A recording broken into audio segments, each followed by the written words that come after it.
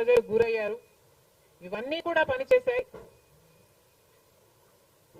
నేను కడపలో గెలవకపోవడానికి కారణం టైం అనే నేను అనుకుంటున్నాను. బికాస్ నేను కడపలో తిరిగింది కేవలం 14 రోజులు మాత్రమే. 14 రోజులు క్యాంపెయిన్ చేశాము. మిగతా టైం స్టేట్ వైడ్ క్యాంపెయిన్ చేశాము. మేము 14 రోజులు ఎంత కష్టపడినా కూడా we were not able to cover most of the geographical area. చాలా మటుకు రూరల్ ప్రాంతాలలో కనీసం రాజశేఖర్ రెడ్డి బిడ్డ పోటీ చేస్తుంది అన్న విషయం కూడా చాలా మందికి తెలియలేదు. మేము పోటీ చేసింది కూడా ఎలాగైనా సరే మళ్ళీ హంతకులు హత్య చేపించిన వాళ్ళు చట్టసభలకు వెళ్ళకూడదు అని ఉద్దేశంతో మాత్రమే పోటీ చేయడం జరిగింది. సరే, అది జరగకపోయి ఉండొచ్చు. కానీ ప్రజల కంటే పైన ఉన్నది దేవుడు. ఐఎమ్ వెరీ ష్యూర్ వాళ్ళ పాపం పండుతుంది. పండే రోజు కోసం దేవుడు కూడా ఎదురు చూస్తున్నాడని నా అభిప్రాయం.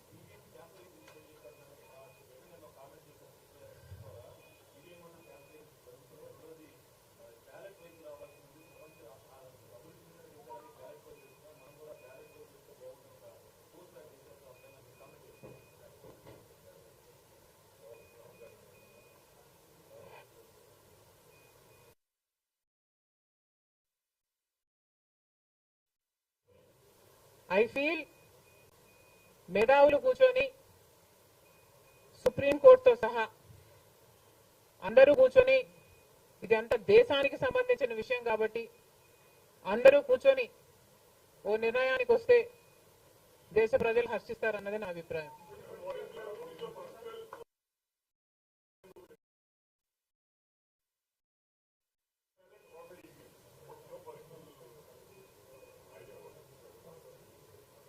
How does it matter what I think personally? Exactly. The reason I want Supreme Court to be involved is because I don't know the entire positives and the negatives of it. So there should be intellectuals, there should be the best of the judicial sitting and discussing over it and see the pros and the cons of it and then come to a decision is what I think. Because as of now, I do not have the entire information of the whole topic.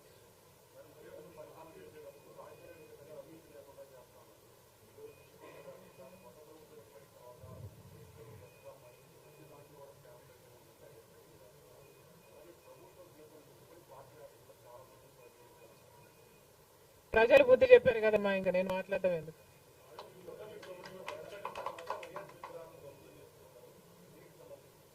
ఇది చాలా దారుణం.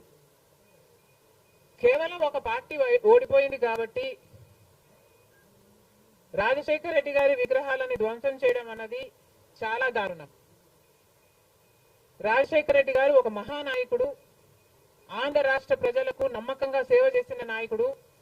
సేవ చేస్తూనే ప్రజల మధ్యలో నేను ఇంకా ఎంతో చేయాలి, సాధించాలి అని రచ్చబండకని బయలుదేరి వెళ్లి చనిపోయిన నాయకుడు రాజశేఖర్ రెడ్డి గారు. రాజశేఖర్ రెడ్డి గారు లాంటి మహానాయకుడు చనిపోతే దాదాపు 7,000 మంది ప్రజలు ఆ బాధ తట్టుకోలేక, నిజాన్ని జీర్ణించుకోలేక ఆయన వెనకాలే చనిపోయారు. అంత గొప్ప నాయకుడు రాజశేఖర్ రెడ్డి గారు. ఒకసారి ఏం చేస్తున్నాము అని ఇలాంటి వారు ఆలోచన చేసుకోవాలి. చనిపోయిన వాళ్లకు కూడా రాజకీయాలు ఆపాదించడం ధర్మం కాదు. చనిపోయిన వాళ్లకు కూడా గెలుపు ఓటములు ఆపాదించడం న్యాయం కాదు. మరొక్కసారి చెప్తున్నాం, రాజశేఖర్ రెడ్డి గారు మీకు చేసింది ఏమీ లేదు. దయచేసి రాజశేఖర్ రెడ్డి గారి విగ్రహాలను ధ్వంసం చేయడం ఆపండి. మీరు చేశారని వాళ్ళు చేశారని మీరు, ఇలా ఒకరి మీద ఒకరు చేసుకుంటూ పోతే దీనికి అంతే ఉండదు. మళ్ళీ చెప్తున్నాం, మీకు ఇంకొకరికి తేడా ఉండాలి అంటే కొంచెం పేషెన్స్ పాటించాల్సిన అవసరం ఉంది.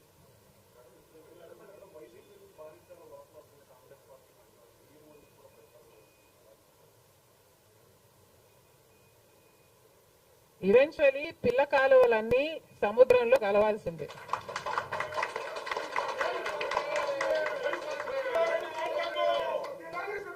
అన్లెస్ అది ఎండిపోతే తప్ప. Yes, definitely.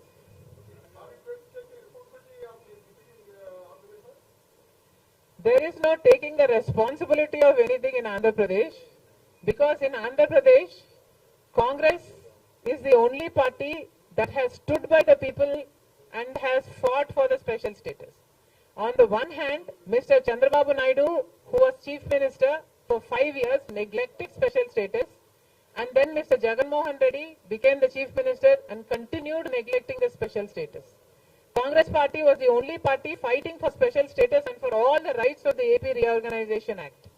The people of Andhra know this, but they also know that their vote should not go to waste. And because they were very decisive, that they wanted change, they voted this time with a vengeance for change.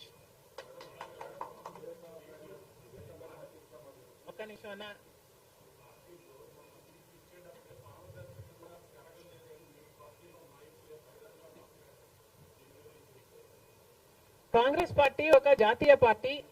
Congress పార్టీలో ఏ నిర్ణయం తీసుకున్నా కాంగ్రెస్ పార్టీలో ఒక individual తీసుకునే పరిస్థితి ఉండదు. కాంగ్రెస్ పార్టీలో ఏ నిర్ణయం తీసుకున్నా దానికి ఒక కమిటీ ఉంటుంది, ఒక పద్ధతి ఉంటుంది.